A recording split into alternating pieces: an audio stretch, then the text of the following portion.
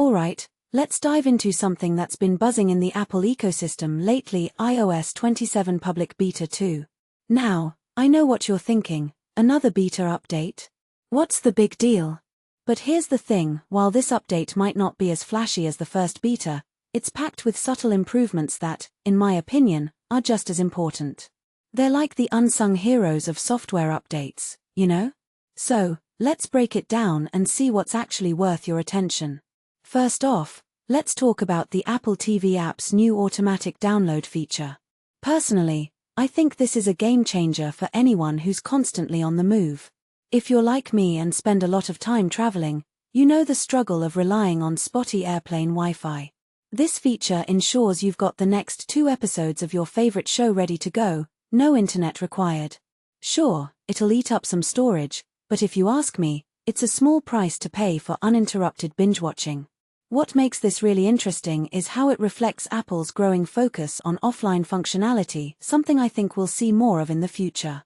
Now, let's shift gears to Siri. The Siri AI beta has been the talk of the town since iOS 27 was announced, but this update brings some smaller, yet intriguing, tweaks. You can now play around with the Pace and Expressivity sliders for 2 American-accented Siri voices. From my perspective, this is a sneak peek into the level of customization we can expect once Siri AI is fully rolled out. It's not just about making Siri sound more natural, it's about giving users control over how it interacts with them.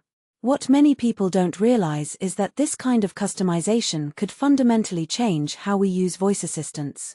It's not just a gimmick, it's a step toward more personalized AI. Another detail I find fascinating is the addition of new Siri voices and English accents. While you can't customize these yet, it's worth experimenting with them just to see where Apple's headed. In my opinion, this hints at a broader trend in AI diversity in voice options. It's not just about functionality anymore, it's about inclusivity and representation.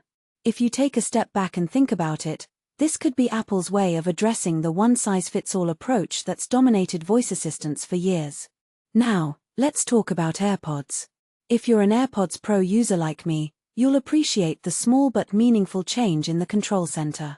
You can now adjust the adaptive audio slider directly from there, instead of digging through settings. Honestly, this is one of those quality-of-life improvements that feels so obvious in hindsight. What this really suggests is that Apple's paying attention to user feedback, those little frustrations that add up over time. It's a reminder that sometimes, the smallest changes can have the biggest impact on daily use. Lastly, let's not forget about Siri AI itself.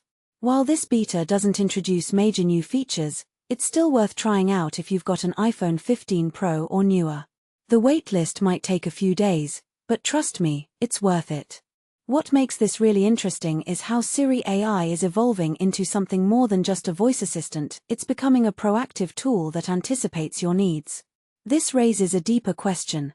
How will this change the way we interact with our devices? Are we moving toward a future where our phones feel less like tools and more like extensions of ourselves? So, here's my closing thought. iOS 27 Public Beta 2 might not be a headline grabber, but it's a perfect example of how Apple's approach to software is evolving. It's not just about big, flashy features anymore, it's about refining the user experience, one small tweak at a time. Personally, I think that's where the real innovation lies.